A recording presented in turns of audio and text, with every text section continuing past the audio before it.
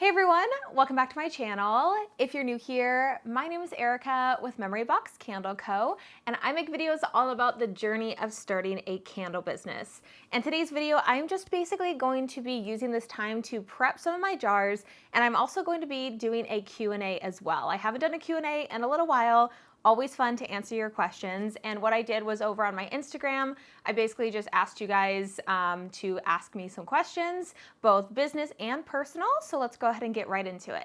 So I actually prefer to use a glove now when I am wicking my jars, or specifically just cleaning them out. So I just take some rubbing alcohol, I spray into the bottom of the either the tin or the jar, and then I wipe it clean. And I have had people, I know I've said this before, but I've had people before in the past make comments that you shouldn't use anything flammable in it. And I agree, but I wipe it clean and it evaporates and it doesn't do anything. It's not gonna cause it to catch on fire. It's just going to make it to where the wick stickers really adhere to the bottom. So question number one is, do your jar candles or your tin candles sell better? And I believe I actually did a video on this a few months back. I don't know how long ago it was, but I did have a video all on it. And I went into the back end office of my Shopify store and I realized that they sell almost identical.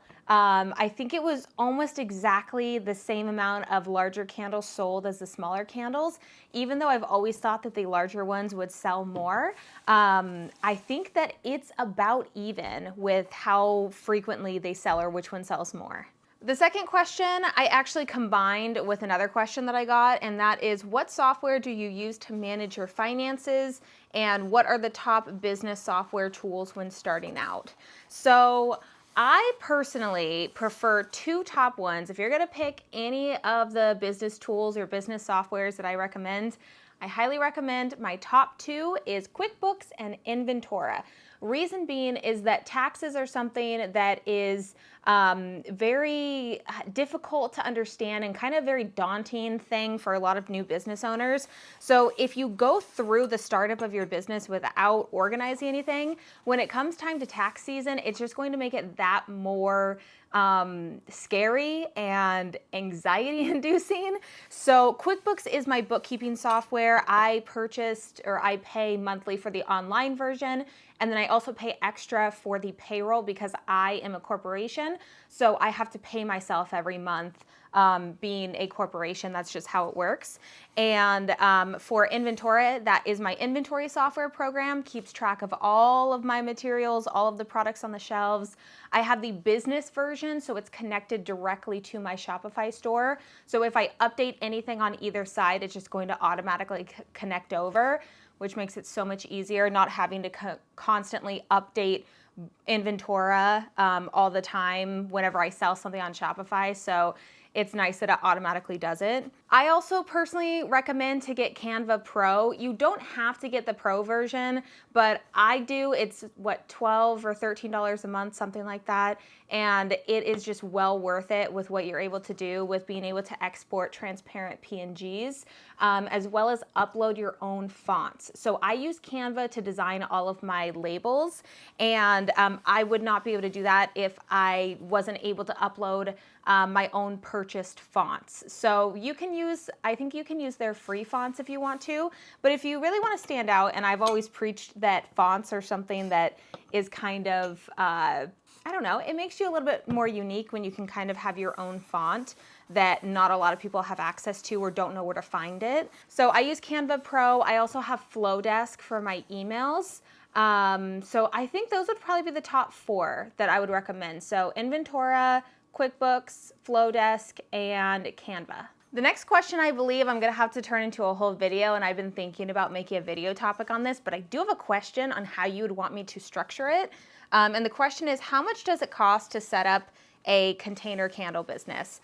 I have been asked many times before how much it costs to start a candle business, and it's so hard because it varies so greatly. So my question to you guys is, do you want me to make a video that's just basically going through an average of what it would cost somebody to start up a business, just a very kind of average look overview? Or do you want me to try to dive into my history and see how much it actually cost me to start my business when I got started? So that is my question for you. Please leave it down in the comment section below because it's going to be a video topic coming up pretty soon.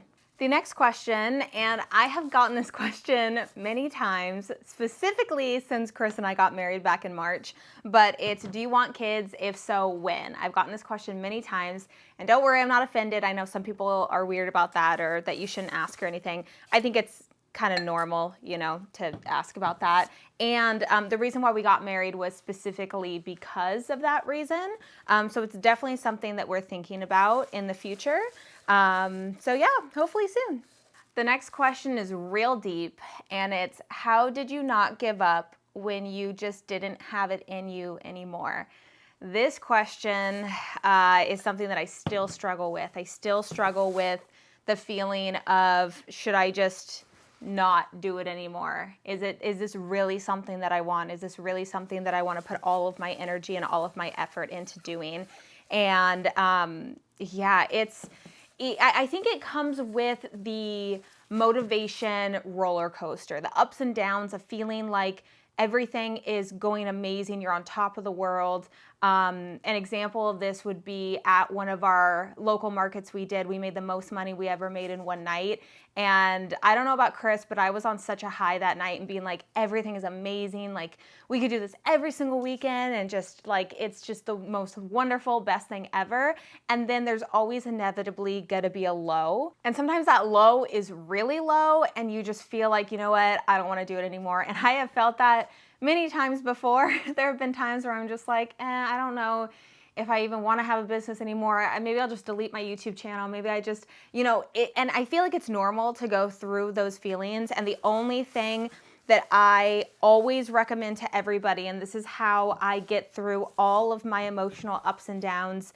I mentioned before in the past that I am not only a Pisces, I'm an empath, I'm an INFJ for everybody who understands what that is. I'm a highly sensitive person, so I feel things really deeply. I live in my head a lot. I'm a very big like idea person. And the only thing that I tell myself when I get into those feelings that it's almost like kind of a feeling of hopelessness, but it's temporary. It doesn't last for very long. And I always know for me personally that it's temporary and the feeling is not going to last forever. So I just have to tell myself that. So even when I'm crying and just feeling terrible, I just will remind myself it's not always going to feel like this. It is going to get better. It's not going to be feeling this way forever, you know? So that's what I recommend to everybody else as well. Sometimes you just have to talk to yourself and kind of be your own like shoulder to cry on, I guess you could say, in those moments. So when you feel like you're going to give up, when you feel like things are really low, just always tell yourself, keep going. And it's not always going to be that way, that things are always going to get better. This next question I kind of find funny because it's tips on how to get and stay organized and keep business and personal separate. The only reason why I laugh at that is because my whole entire house or apartment is my business. So nothing is separate. So I think in terms of actually separating things, the realistic side that I can give and also staying organized is, shelving, storage, actual physical organization. You can watch my recent candle studio tour that I did to see how I do everything. But actually having a separate bank account from your personal to your business is really going to separate those finances, which even if you can't really separate it physically in front of you like how I have here, I still do look at it as two different things because I do have a separate bank account. So I highly recommend that. Actually, I would say this is almost mandatory. It's not, but I would say that it's pretty mandatory in my perspective to have a separate account specifically for business transactions and just have everything separate. The next question is, how do you train your dog? Does he ever get into your studio and chew things up? So Brody is a Jack Russell Maltese mix. He is just shy of being 6 years old. He's going to be 6 in October. Can't believe it. He still acts like a baby. But he is a hyperactive dog. So I do have to be aware of that. And that's something that we didn't know when we got him. So if you're going to get a Jack Russell, be aware of that. Very hyperactive. But overall, he is a very good boy. I have to kind of, he's not on a schedule, but he's kind of on a schedule throughout the day. So I know when I have to take breaks to play with him, walk him, and then when he's napping, I can get kind of more work done. I swear he's a toddler. But he doesn't chew up anything, and he really didn't chew up anything when he was a puppy either. The only thing he chewed up was, I think, the drywall. We had a hole in the wall and he was chewing on the drywall, but I think that was about it. There was a couple maybe little things he chewed on, but he had a bunch of toys that he would chew on. So, I mean, we tried to train him in the beginning just in terms of, you know, potty training and then also some specific commands as well. But I've learned that if you give your dog enough exercise, and also specific chews. So I will put up a photo right here if you see the chews that we give him. I actually ended up taking them away and not giving it to him for a couple weeks because he started to be demanding with them and just essentially demand that I give him a chew. So, you know, I don't know. I took it away for a little bit from him, but I'm really wanting to go get him some more because he really does like it and it keeps him occupied and kind of mentally stimulated during that time. And then real quick, I did just want to say I'm using this wicking device right here. I got it custom made from an Etsy shop. I will have it linked in the description box below. I use it for my, my larger jars, and then I can also use it for my tins as well. So I just wanted to throw that in there. The next question is, what made you want to start your YouTube journey? I made a video not too long ago talking about the origin of my candle business and kind of how I got started. You can also watch my video on when I quit my job. So I quit my job, it was actually late May of 2020, and it wasn't because I was making a ton of money from my candle business. It was actually because I took a leap of faith with YouTube. I think I was only making like $500 a month at that point, but I had hope and faith that it would grow, and it did continue to grow, so I'm super grateful for that. But in terms of starting it, it wasn't necessarily to do it full time. It was actually really just because I was making videos for my for my eBay business. So I resold clothing on eBay, and I made a lot of videos just kind of sharing the process of it. And there was a part of me that was kind of like, maybe I'd be able to do YouTube full time and make money off of my videos when I was doing eBay. But it wasn't until I actually started getting into candle making and I documented it for the first time, and I saw how many more views I got on that video, and I was like, okay, maybe people want to see this. And I enjoy talking about this way more than just sharing a bunch of clothes that I got, because that's pretty much all I did was just haul videos. So it was way more fun to make videos on candle making, and then it ended up just basically taking off. And yeah, it was essentially just sharing the process, because I know how hard it was in the beginning to know what to do. And I mean, there are obviously other candle YouTubers at the time, but I really just kind of wanted to show from like the very beginning of what I was doing and kind of the progression of it. So I just kept doing it, and here we are today. The next question is, what's your most and least favorite part of candle making? So what's funny is my least favorite part is what I am currently doing. I don't like doing this. Usually I pawn this off to Chris, and he's amazing and will do a lot of the prepping jars for me. I just think that it's just a tedious process, and I'm not a huge fan of doing it. But it needs to get done, and as soon as it's done, then it makes the process easier.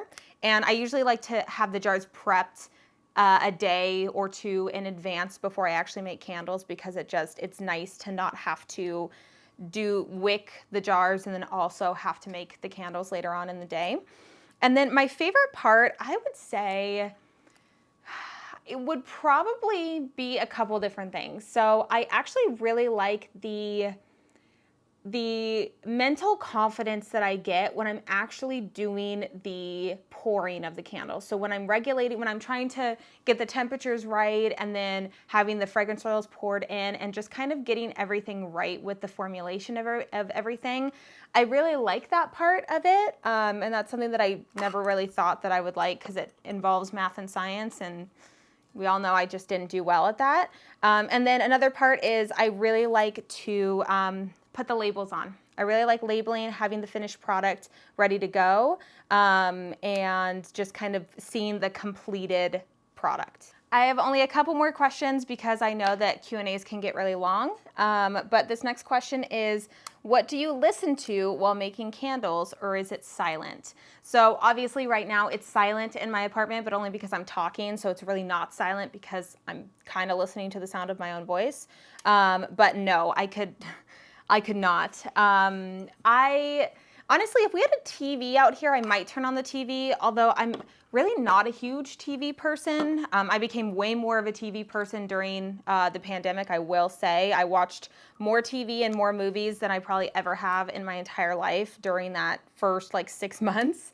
But I actually really like to listen to music or YouTube. So if it was up to me, I would only watch YouTube for the rest of my life, and I would not watch any kind of movie or TV show.